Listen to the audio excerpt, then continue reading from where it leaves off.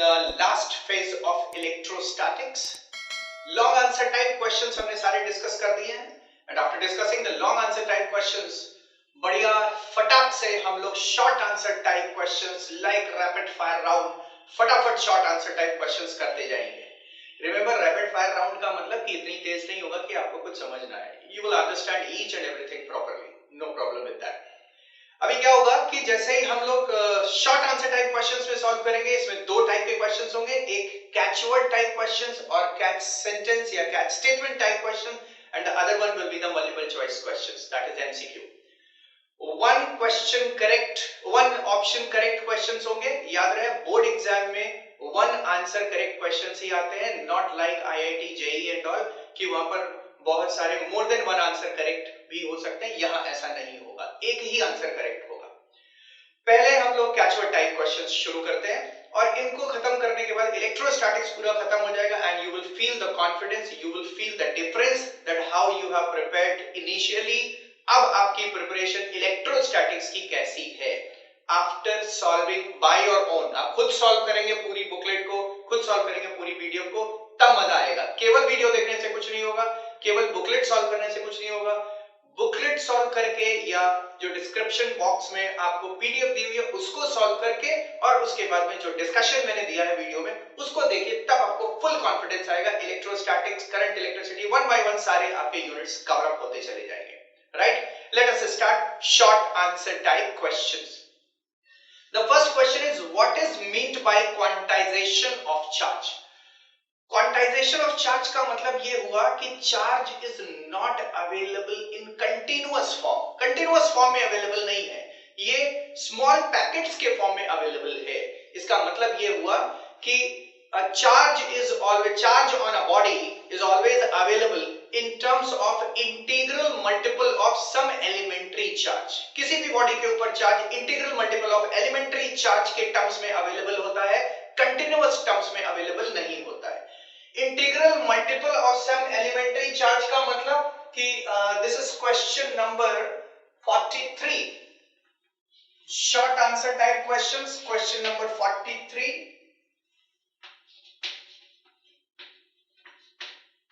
Short answer type.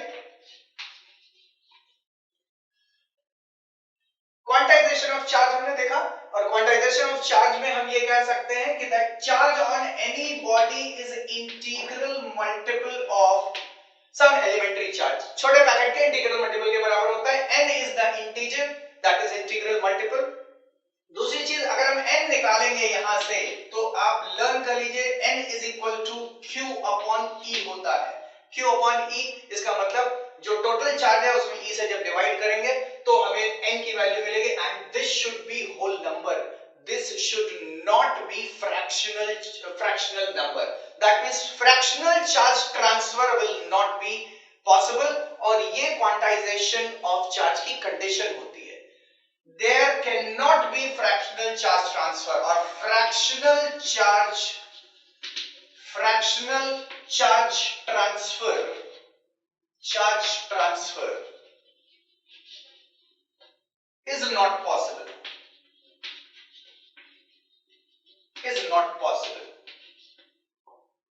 मतलब अगर quantization of charge आता है तो आप क्या लिखेंगे, that charge is always available और charge on any body is always available in terms of integral multiple of some elementary charge, that is charge on one electron, which is what 1.6 into 10 to the power minus 19. Electron का आधा, चौथाई, सवा electron इस तरीके से नहीं transfer किया जाता. एक इलेक्ट्रॉन, दो इलेक्ट्रॉन, चार इलेक्ट्रॉन इसी तरह से ट्रांसफर होता है. This was question number 43. Moving on to the next question, that is question number 44. और वो यहाँ पर दे रहे हैं, can 8.6 into 10 to the power minus 19 coulomb charge be given to a conductor? अगर हम इस चार्ज को दे पाते तो इसका मतलब ये है कि नंबर ऑफ इलेक्ट्रॉन्स कितने देने पड़ेंगे वो निकालते हैं, q upon e as I have written here. So the charge quantity is 8.6 into 10 to the power 8.6 into 10 to the power minus 90. Electronic charge is 1.6 into 10 to the power minus 90. So this comes out to be roughly 5.32 something. 5.32 something या 5.375 something ये आएगा, और ये 5.375 जो आ रहा है इसका मतलब this is a fractional charge, ये फ्रैक्शनल चार्ज है। And I said quantisation of charge के हिसाब से fractional charge transfer can not be possible, this charge can not be given to a body, नहीं दिया जा सकता, दैट्स इट। मतलब ये क्वेश्चन अगर आएगा तो इसमें कैचवर्ड क्या है, सबसे पहले नंबर ऑफ इलेक्ट्रॉन्स निकालोगे और उसमें लिख दोगे can not be given. Number of electrons निकालने में वो फ्रैक्शनल दिखने चाहिए और तब आप इसके नीचे लिखेंगे कैन नॉट बी गिवन। या इसके साथ हम ये भी लिख सकते हैं violation of quantization of charge, you can write violation of quantization of charge. Question number 44 के बाद the next one is question number 45। Next question is 45। Question number 45 ये बोल रहे हैं state the unit of, sorry उससे पहले question number 45 में आ रहा है right Coulomb's law in vector form and also explain the force of attraction और repulsion between the two charges. ये बहुत इंपॉर्टेंट है, Coulomb's law in vector form और दूसरा फोर्स ऑफ अट्रैक्शन और रिपल्शन, ये चीज बहुत इंपॉर्टेंट है, how you represent the force of attraction और रिपल्शन। बेसिकली ये 2 नंबर का क्वेश्चन हो सकता है, कूलम्स लॉ लिखना है एक नंबर दूसरा that how you will represent the repulsion and attraction forces. देखिए कूलम्स लॉ के लिए जो इक्वेशन है दैट फोर्स F, आप कूलम्स लॉ की equation force F is equal to 1/4 pi epsilon naught Q1 Q2 divided by R square लिख सकते हैं। इस इक्वेशन को हम बहुत ही आर्टिस्टिकली, बहुत ही कलाकारी से इस इक्वेशन को वेक्टर फॉर्म में कन्वर्ट करने जा रहे हैं। देखिए वेक्टर फॉर्म में हम कैसे कन्वर्ट कर रहे हैं, यहां पर हमने फोर्स को वेक्टर लिख दिया, अगर फोर्स वेक्टर है तो यहां पर इस साइड पे भी वेक्टर आना चाहिए, तो हम पोजीशन वेक्टर इसमें इंक्लूड कर देते हैं, वेक्टर आर मल्टीप्लाई कर देते हैं। ऊपर वेक्टर आर मल्टीप्लाई किया है तो नीचे भी आर क्यूब होना चाहिए, स्क्वायर नहीं होना चाहिए, आर क्यूब आ जाना चाहिए। तो r क्यूब जब आ जाएगा तो r से r कैंसिल होगा, फिर से ये force is inversely proportional to r square हो गया। मैंने क्या किया है, मैंने कूलम्स लॉ की स्केलर इक्वेशन को वेक्टर इक्वेशन में कन्वर्ट कर लिया and the simplest form of this vector equation. इससे एक और सिंपल फॉर्म हो सकती है, अगर आप चाहें तो इसको यूनिट वेक्टर के टर्म्स में भी लिख सकते हैं। यूनिट वेक्टर क्या होता है, कोई भी वेक्टर अगर वेक्टर r है तो इसको हम magnitude of vector, that is magnitude of vector r, और इसका डायरेक्शन। किसी भी वेक्टर में क्लास 11 में पढ़ाया जाता है आप लोगों को, 2 चीजें इंक्लूडेड होती है, एक उसका मैग्नीट्यूड और दूसरा उसका यूनिट, या फिर unit vector. Unit vector shows direction and this shows magnitude, ऐसे लिख सकते हैं। इसको हम ऐसे भी लिख सकते हैं, this can be written as r into r cap, r is the magnitude of vector r। जब यहां पर माय डियर सब्स्टिट्यूट करेंगे इसको तो ये r यहां r क्यूब से कैंसिल हो जाएगा, तो अगला vector f can be written as 1/4 pi epsilon naught Q1 Q2 divided by r square हो जाएगा और ये r कैप आ जाएगा। ये एक r जो है वो r क्यूब में कैंसिल होगा तो यहाँ r कैप आएगा। Either you write this as the vector form of Coulomb's law और you write this as the vector form of Coulomb's law, या फिर यहां पर r12 भी लिख दीजिए, यहां f21 भी लिख दीजिए, तो भी वो आ जाएगा। दोनों में से कुछ भी, this is the simplest form, आप इसको लिखेंगे you will get full marks, कोई प्रॉब्लम नहीं है। अब एक चीज और, फोर्स यहां पर force, this vector force that is Coulombian force will be directed along the direction of the position vector.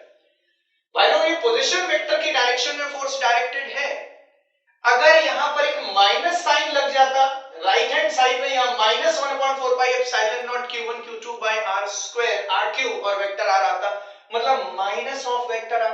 Minus of vector r का मतलब कि force will be directed opposite to the direction of the position vector. अभी यहां पर कोई minus sign नहीं आता, इसका मतलब फोर्स और पोजीशन वेक्टर की डायरेक्शन सेम है। फोर्स और पोजीशन वेक्टर की डायरेक्शन अपोजिट कब होगी, वो अपोजिट तब होगी जब यहां माइनस साइन लग जाएगा, और माइनस साइन कब लगेगा, जब Q1 और Q2 ये अनलाइक चार्जेस होंगे। मतलब हम आपको नटशेल में ये बताते हैं, लाइक चार्जेस और अनलाइक चार्जेस से रिपल्शन और अट्रैक्शन फोर्स आता है। कैसे? Like charges, like charges, like charges को हम टेक्निकल लैंग्वेज में या यहां की मैथमेटिकल लैंग्वेज में लिखते हैं Q1 Q2 is greater than 0। You know what is greater than 0? अगर लाइक चार्जेस हैं तो इन दोनों के साइन सेम होंगे और साइन सेम होंगे तो प्रोडक्ट जो होगा वो पॉजिटिव आएगा, और पॉजिटिव को कैसे लिखा जाता है? Greater than 0। That means like charges Q1 Q2 greater than 0 और Q1 Q2 ग्रेटर देन 0, इसका मतलब ये हुआ कि फोर्स इज रिपल्सिव। आप जानते हैं like charges repel each other, simple है, force will be repulsive. Q1 Q2 is greater than 0 और Q1 Q2 greater than 0, इसका मतलब ये जो फोर्स है वो पोजीशन वेक्टर के डायरेक्शन में डायरेक्टेड होगा। Unlike charges, next one is unlike charges. ये देखिए unlike charges, unlike charges, unlike charges का मतलब ये हुआ Q1 Q2 जो होंगे that is Q1 Q2 will be less than Q1 Q2 will be less than 0। less than 0 का मतलब क्या हुआ? नेगेटिव होगा। एक चार्ज पॉजिटिव होगा, एक चार्ज नेगेटिव होगा। पॉजिटिव और नेगेटिव को जब आप मल्टीप्लाई करोगे तो नेगेटिव आएगा, और उस नेगेटिव को कैसा लिखते हैं? Less than 0। तो बोर्ड एग्जाम में अगर रिपल्शन और अट्रैक्शन दोनों शो करने के लिए आएगा तो आप रिपल्शन को कैसे लिखोगे? लाइक चार्जेस को कैसे लिखोगे कि इनका प्रोडक्ट पॉजिटिव आएगा। अनलाइक चार्जेस को कैसे लिखोगे कि इनका प्रोडक्ट नेगेटिव आएगा। Q1 Q2 is less than 0। Q1 Q2 अगर लेस देन 0 है, दैट मींस ये फोर्स जो होगा वो अट्रैक्शन का फोर्स होगा।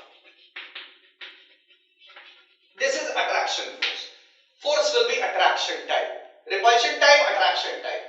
आप यहां पर देख सकते हैं कि अगर दो चार्जेस हैं, that is you have the two charges here, one charge is this side, another charge is this side. This is Q1 and this side is Q2। यहां से लेकर यहां तक ये देखिए ये पोजीशन वेक्टर है, position vector of Q2 with respect to Q1, ये vector R position vector, position vector is directed along this direction. इसके बाद आप देखेंगे कि ये पोजीशन वेक्टर इस डायरेक्शन में डायरेक्टेड है। अगर Q1 Q2 लाइक चार्जेस हैं तो Q1 Q2 को क्या करेगा? रिपेल करेगा। रिपल्शन किधर की तरफ होगा? Along the direction of position vector, repulsion. So this will be repulsion force and the other, this will be attraction force, attraction force, repulsion and attraction। आप देख रहे हैं repulsion is along the direction of position vector and attraction is opposite to the direction of position vector, और ये चीज यहां से आएगी। रिपल्शन अगर है तो ये प्रोडक्ट जो होगा Q1 Q2 का प्रोडक्ट वो पॉजिटिव होगा, फोर्स और R ये दोनों पॉजिटिव होंगे, दोनों सेम डायरेक्शन में डायरेक्टेड होंगे।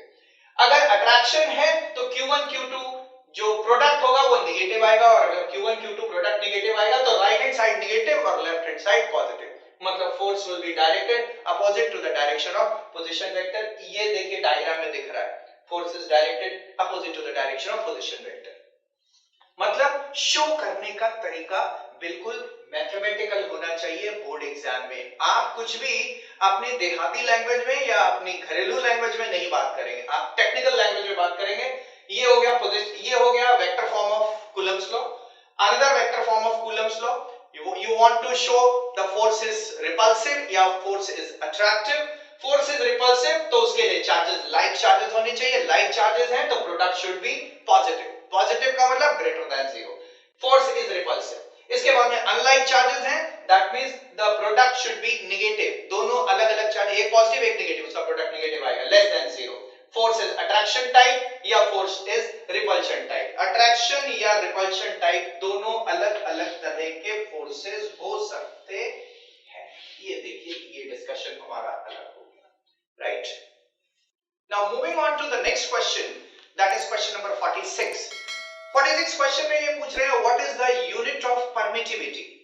State the unit of electric permittivity in terms of SI unit. SI unit के टर्म्स में इलेक्ट्रिक परमिटिविटी की यूनिट निकालनी है। देखिए question number 46, permittivity epsilon naught की हमें यूनिट निकालनी है। इसका मतलब हम उससे रिलेटेड फार्मूला पहले लिखते हैं। Force F is equal to 1 upon 4 pi epsilon naught and this is q1 q2 divided by r square. तो एप्सिलॉन नॉट की हमें यूनिट निकालनी है which will be depending on q1 q2 divided by force और r square. 4 पाई की कोई unit नहीं होती, लिखने की जरूरत नहीं है. That means this is Coulomb square. Coulomb square. Radius, distance between them meter to the power minus 2 or force is Newton. Newton to the power minus 1. So this is the SI unit. Remember SI unit कहा था, इसलिए मैंने force की unit directly Newton ले ली. Otherwise हम उसको kg per meter square करने की कोशिश करते, kg meter per second square लेने के लिए हम बाउंड होते. इसलिए SI unit है, इसलिए न्यूटन पर न्यूटन आ गया, न्यूटन ऊपर चला गया और coulomb square metre to the power minus 2. Question number 46 हुआ. रिमेंबर जब आप इसका आंसर लिखें तो ये एक्सरसाइज रफ पर कर लें और ये वाला जो फाइनल आंसर है इसमें आप अपने आंसर स्क्रिप्ट जो आप लिख रहे हैं ये फाइनली आंसर स्क्रिप्ट में क्वेश्चन नंबर डाल के लिखें. बहुत सारी चीजें आप एग्जामिनर को ना बताएं कि आपको क्या चीज आता है क्या चीज नहीं आता है. ये आपने कैसे किया, कहां से लाया, हो सकता है कोई दूसरा फार्मूला ले रहे हो सकता है 4 पाई ना लिख पा रहे हो, आप गलती कर रहे हो 8 पाई लिख रहे हो, उससे आंसर पर फर्क नहीं पड़ेगा लेकिन एग्जामिनर को पता चल जाएगा कि आपको कुछ नहीं आता है, जिसका प्रभाव जिसका इफेक्ट आगे आने वाले क्वेश्चंस में जरा सी गलती करने पर वो एग्जामिनर नंबर काटेगा क्योंकि उसको मालूम होगा बहुत सारी चीजें आपको नहीं आती. सो कोशिश ये करिए कि शॉर्ट आंसर टाइप क्वेश्चन में उतना ही लिखिए जितना क्वेश्चन में पूछा गया है. ऑब्जेक्टिव क्वेश्चन में केवल ऑप्शन लिख दीजिए कि कौन सा ऑप्शन सही है, क्वेश्चन नंबर डालिए ऑप्शन लिख दीजिए, दैट्स इट. कोई एक्सप्लेनेशन कभी नहीं लिखना चाहिए, right. This is very important point. चलिए after question number 46 let's come to the question number 47.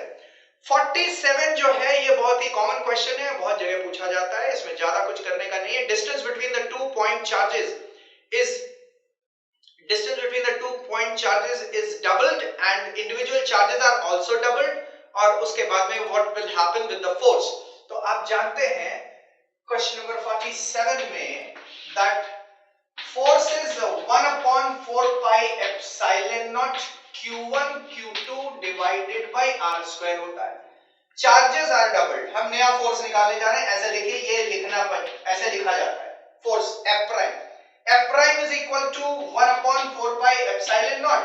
Charges are doubled 2q1 2q2. Distance is also doubled 2r का whole square. ये सब कुछ यहाँ पर कैंसिल हो जाएगा, 2 कैंसिल हो जाएगा, ये और ये 2 दो बार आएगा, ये कैंसिल हो जाएगा. So F prime is equal to 1 upon 4 pi epsilon naught q1 q2 divided by r square. फिर से आ गया, जो ऊपर है वही नीचे आ गया. आप यहां लिखिए F prime is equal to F. सिर्फ इतना लिख दीजिए, you will get full mark. अगर आप ये दो चीजें और भी लिख देते हैं that's good, कोई प्रॉब्लम नहीं है, बढ़िया है, आप ऐसे भी लिख सकते हैं. Question number 47 is finished. Moving on to the next question, that is question number 48.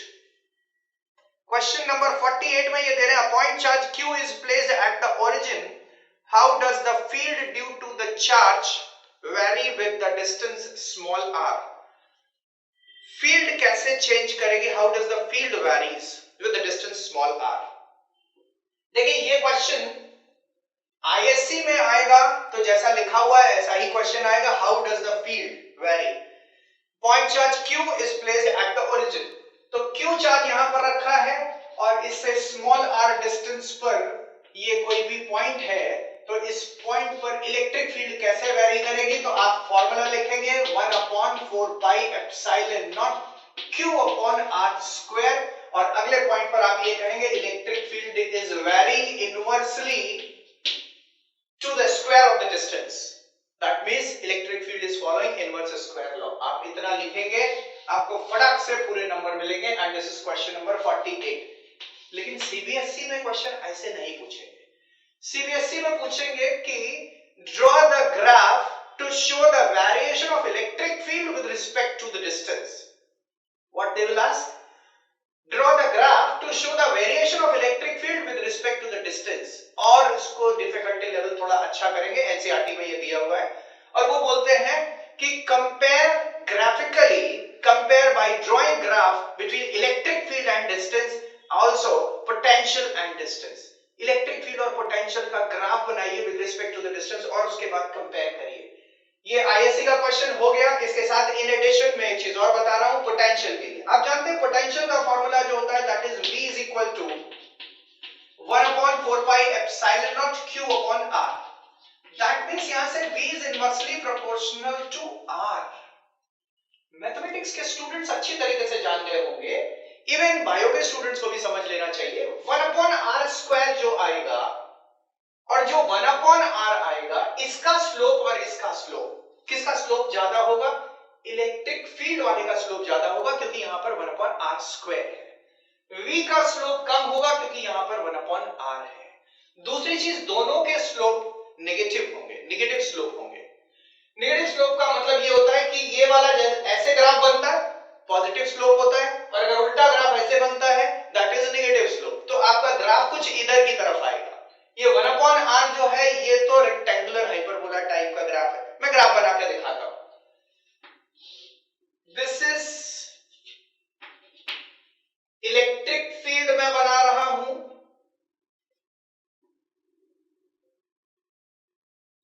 ये इलेक्ट्रिक फील्ड का ग्राफ है और इलेक्ट्रिक फील्ड के बाद में पोटेंशियल का ग्राफ मैं बना रहा हूं. आप लोग देखेंगे. So this is the graph for the potential. NCERT में भी ये ग्राफ बना हुआ है. यहां पर इलेक्ट्रिक फील्ड E मैंने येलो कलर से बनाया हुआ है to avoid confusion, and V मैंने बनाया हुआ है ब्लू कलर से, and this side is small r. ये स्मॉल r है. ये देखिए, अब देखेंगे this is more steep. Yellow वाला जो ग्राफ है वो मोर स्टीप कर्व है और जो ब्लू वाला ग्राफ है वो लेस स्टीप कर्व है. इसका स्लोप कम है और इसका स्लोप ये ज्यादा है, more steep curve. So E for electric field and this yellow one is for electric field and the blue one is for potential. Potential के लिए ग्राफ है. तो वहां पर अगर सीबीएसई में क्वेश्चन आता है तो वो बोलते हैं compare the electric field and potential with respect to the distance by drawing graph. ये ग्राफ बना दीजिए. इसके अलावा how the potential will depend on small r, तो आप कहेंगे इनवर्सली प्रोपोर्शनल टू r. पूछेंगे कि किस तरह का कर्व बनता है तो आप बोल देंगे रेक्टेंगुलर हाइपरबोला. Rectangular hyperbola. अब कोई बोला या नहीं बोला, लेकिन यहां पर rectangular hyperbola. I am sure I have clear the matter up to the right extent. Now the next question is, that is question number 49. A point charge of 5 into 10 to the power minus 6 coulomb experiences a force 2 into 10 to the power minus 3 Newton when kept in uniform electric field of intensity E. Find the value of electric field intensity E. Question number 49. अगर कोई भी charge external electric field में रखा जाएगा, it will experience force. अगर positive charge है तो along the direction of electric field, और अगर नेगेटिव चार्ज है तो opposite to the direction of electric field force experience करेगा. फॉर एग्जांपल ये यहां पर इलेक्ट्रिक फील्ड दी हुई है और इसमें अगर कोई भी चार्ज रखा हुआ है प्लस q चार्ज है तो it will experience force along this direction. What will be the value of force? Force will B q into E. ये q into E force experience करेगा. What will be the value of electric field? Electric field will be equal to force upon that is charge q. What is the force? Force is given 2 into 10 to the power minus 3. 2 into 10 to the power minus 3, and what is the charge? Charge is 5 into 10 to the power minus 6. 400 Newton per coulomb will be the value of electric field acting here. जहां पर ये force experience कर रहा है that is q into E. जहां पर ये 2 into 10 to the power minus 3 newton का फोर्स एक्सपीरियंस कर रहा है, वहां पर इलेक्ट्रिक फील्ड 400 न्यूटन पर कूलम एक्ट कर रही होगी. Right. This was question number 49. Moving on to the next question, that is question number 50. Question number 50 में charged oil drop weighing 1.6 into 10 to the power minus 15 newton is found to be suspended in a uniform electric field of intensity 2 into 10 to the power 3. Find the charge on the drop. एक oil drop है. That oil drop is found to be suspended in external electric field में oil drop suspended पाई जा रही है. Considering that this is the oil drop, charge oil drop, इसका wait इन्होंने दिया हुआ है जो कि mg होता है, which is equal to weight of the oil drop is 1.6 into 10 to the power minus 19. 1.6 into 10 to the power minus 15 Newton. This is given. और इसके बाद में इस पर ये जो ऑयल ड्रॉप है, this is kept in external electric field. इसके ऊपर कुछ चार्ज भी दिया हुआ है, and because of this charge it experiences the force in the upward direction as the electric field is acting like this. ये electric field act कर रहा है. So in the upward direction what force will it experience? इसका force जो होगा that will be equal to, force F is equal to Q multiplied by E. Q into E, force ऊपर की तरफ होगा, and the upward force will balance downward force. आपको निकालना क्या है? What to find out? Find the charge on the drop. So QE is equal to mg, और आराम से आप Q का वैल्यू कैलकुलेट कर सकते हैं, which is mg upon electric field E. The value of electric field is also given, that is 2 into 10 to the power 3. So the charge will come out 8 into 10 to the power minus 90 coulomb. This will be the charge. Charge का value calculate हो गया और oil drop remains suspended in air under the action of weight and the upward force, that is electric field, that is electric force acting in the upward direction. Question number 50 is over. 50 के बाद में the next question is question number 51. Question number 51. Gaussian surface is chosen to obtain the expression for electric field at a point. मतलब यहाँ पर essential property of the Gaussian surface हमको बताना है. पहली चीज ध्यान रखिए, Gaussian surface जो होगा वो हमेशा एक arbitrary surface होगा, arbitrary closed surface होगा. It can be of any shape, इसका shape कुछ भी हो सकता है. दूसरी चीज ये होगा that Gaussian surface will never touch the charge. Gaussian surface जो है वो चार्ज को टच नहीं करेगी, जिसकी वजह से इलेक्ट्रिक फील्ड आप कैलकुलेट करना चाहते हैं. Gaussian surface should never touch the charge. तीसरा पॉइंट ये है कि Gaussian surface जो होगी, लाइक पॉइंट चार्ज है तो उसके लिए Gaussian surface spherical Gaussian surface होगी, उसका कुछ symmetrical Gaussian surfaces होंगे, spherical Gaussian surface. Like line charge अगर है तो cylindrical Gaussian surface, symmetrical cylindrical Gaussian surface can be taken. So Gaussian surfaces के कुछ पॉइंट्स हुए. नंबर 1 कि ये एक imaginary closed surface है. दूसरी चीज it can be of any arbitrary shape. तीसरी चीज it will never touch the charge. Gaussian surface will never touch the charge. And the fourth important thing, that is अगर point charge है, point charge के लिए इसका special symmetric shape होता है, that is spherical Gaussian surface. Line charge जो होगा उसके लिए cylindrical Gaussian surface. याद रखना बच्चों लोग, ये 4 Gaussian surface की प्रॉपर्टीज है. प्रॉपर्टीज ऑफ Gaussian surface करके क्वेश्चन आता है बोर्ड एग्जाम में, और ये क्वेश्चन बहुत ही एक्सपेक्टेड क्वेश्चन है. So don't forget to revise this question again and again, right? Question number 50 के बाद में moving on to the next question, that is 52. Unit of electrostatic field E is volt per meter. Obtain the unit of electric flux. So easy. Question number 52. Electric field का unit उन्होंने बताया हुआ है, that is volt per meter. Flux होता है phi is equal to E multiplied by A. A stands for area. Electric field का unit है that is volt per meter, और आप देखेंगे एरिया का यूनिट है that is meter square. So volt meter is the unit of electric flux. Electric flux का unit volt dash meter या volt into meter, right? Now moving on to the question number 53. वो मैं discuss नहीं करूंगा क्योंकि हम पहले ही long answer type question में ये क्वेश्चन डिस्कस कर चुके हैं. क्वेश्चन नंबर 53 में जो दिया हुआ है वो लैम्डा की वैल्यू निकालनी है, या इलेक्ट्रिक फील्ड E की value lambda upon 2 pi epsilon naught r होती है due to infinitely long charge wire. और उसकी वजह से ये फॉर्मूला यूज करके आपको लैम्डा की वैल्यू कैलकुलेट करनी है. You will be able to find out the value of lambda. Next question is 54. Question number 54. Question number 54 दिया हुआ large hollow metallic sphere has positive charge of 35.4 microcoulomb at its center. Hollow metallic sphere has a positive charge at its center. Find how much electric flux emanates.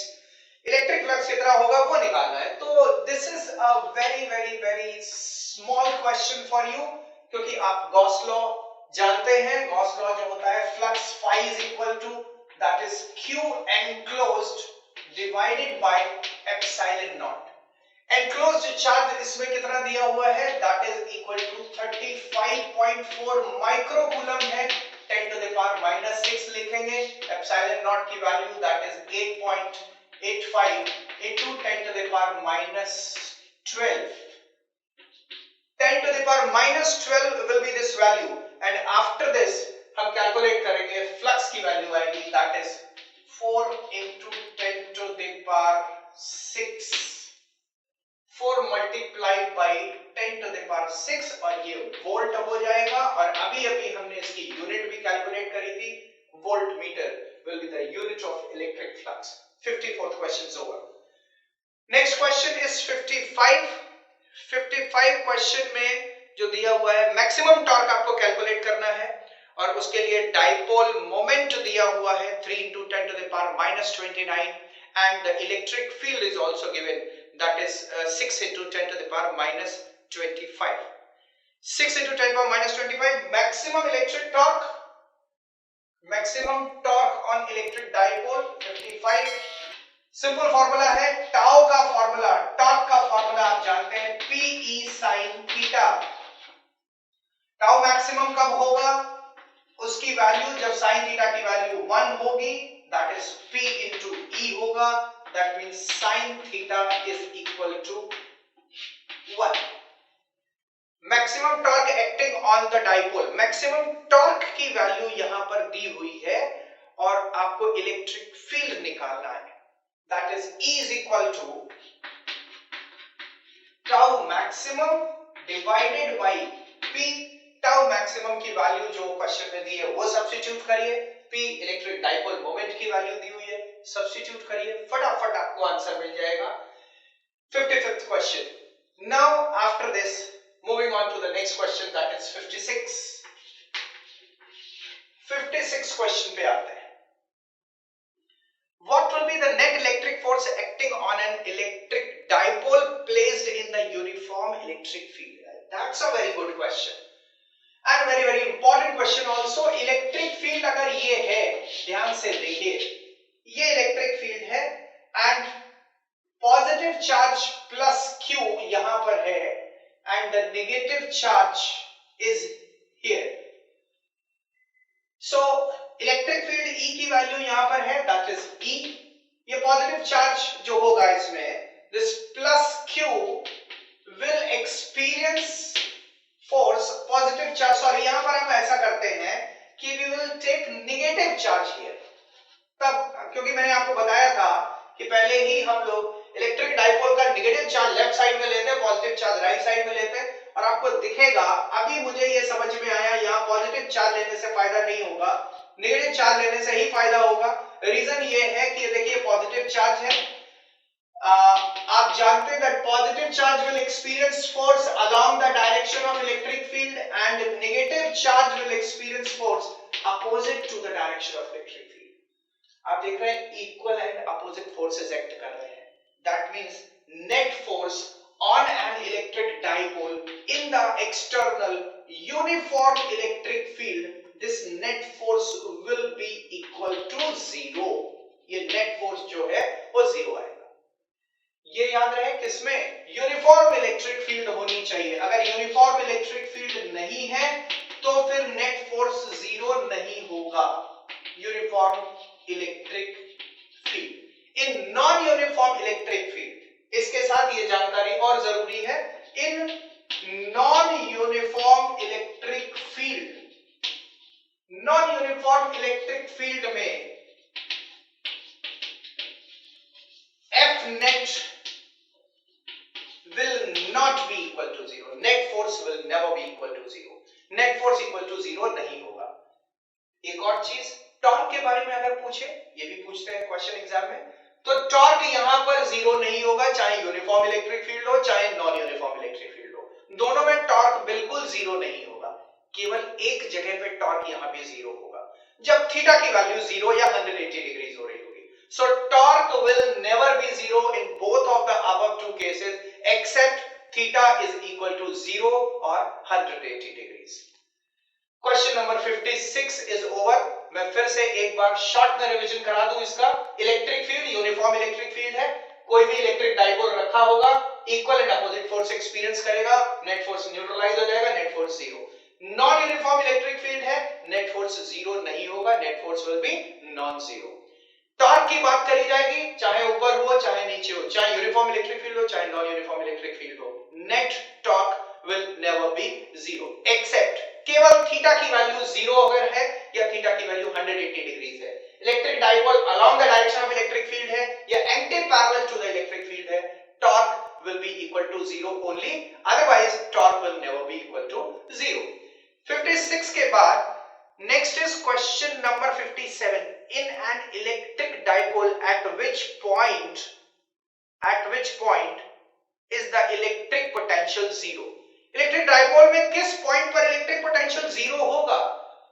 ये question भाई जब भी पूछा गया होगा, मुझे नहीं लगता कि इससे आसान क्वेश्चन इलेक्ट्रोस्टैटिक्स में बन सकता है. Minus Q, this is plus Q. जाहिर सी बात है ये वो मिड पॉइंट होगा जहां पर electric potential will be equal to 0, क्योंकि प्लस क्यू की वजह से पॉजिटिव पोटेंशियल आएगा, माइनस क्यू की वजह से नेगेटिव पोटेंशियल आएगा. तो टनाटन final answer that mid point of electric dipole that the net potential will be equal to 0. Now after the question number 57, moving on to the question number 58. Question बिल्कुल एक जैसा है, लेकिन यहाँ पर ये प्रेजेंट करने का तरीका दूसरा है, इसलिए वहां आंसर दूसरा था, यहाँ पर आंसर थोड़ा सा डिफरेंट होगा. 58. In an electric dipole, what is the locus of a point of zero potential? वहां पर at which point the potential will be 0, हम लोगों ने बता दिया मिड पॉइंट पर पोटेंशियल 0 होगा. इन्होंने कहा locus of the point of the zero potential. क्या और भी पॉइंट्स हो सकते हैं जहां पोटेंशियल 0 होगा? और अगर हो सकते हैं तो उसका पूरा सेट ऑफ द पॉइंट्स एक साथ बताना है. And this was very very very important question. बहुत सारे लोग इस क्वेश्चन को सॉल्व नहीं कर पाए थे, इसलिए ध्यान से देखिए. Question number 58. locus of the point. locus of the point में ये माइनस क्यू चार्ज है and this side is plus Q charge, और हमको ये पता करना है कि कहां पर इलेक्ट्रिक पोटेंशियल 0 होगा. पहली बात तो इलेक्ट्रिक पोटेंशियल यहां पर 0 होगा मिड पॉइंट पर. कितने ऐसे पॉइंट्स हो सकते हैं जो इन दोनों चार्जेस से इक्वी डिस्टेंट हो? तो आप देखिए, ये अगर आप यहां पर एक बाइसेक्टर लाइन ड्रॉ करें, if you draw a bisector line, then this bisector line will have equal distance at all the points. सारे पॉइंट्स पर यहां से आप डिस्टेंस लेंगे, माइनस क्यू प्लस क्यू से डिस्टेंस लेंगे, सभी पॉइंट्स पर माइनस क्यू प्लस क्यू से डिस्टेंस सेम होगी. और अगर डिस्टेंस सेम होगी तो नेट पोटेंशियल, इसकी वजह से नेगेटिव पोटेंशियल इक्वल एंड इसकी वजह से positive potential equal, total potential will be equal to 0 and these points will be the zero potential point. Not only on this line, if you draw a plane perpendicular, this is a plane perpendicular to this line. मतलब हम क्या कह रहे हैं? Plane bisecting the line joining the minus q and plus q charges. Plane bisecting the line joining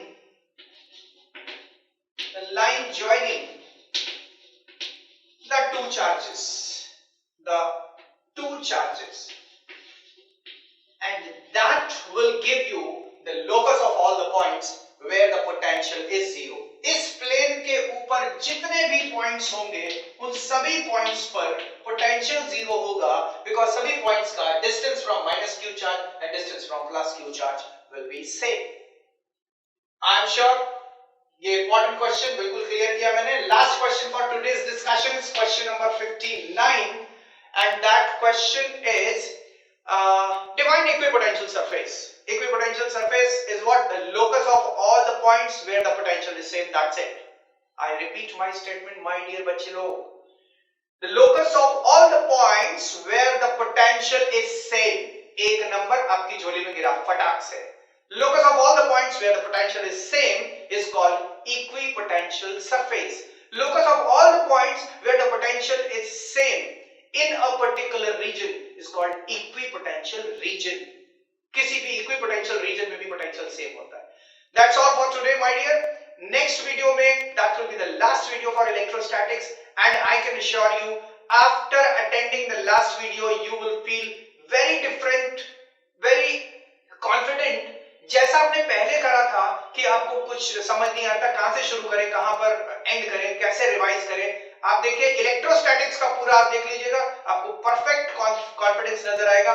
इसके बाद next topic हम लोग शुरू करेंगे, next unit, that is current electricity. Thank you for today. Meeting you next time.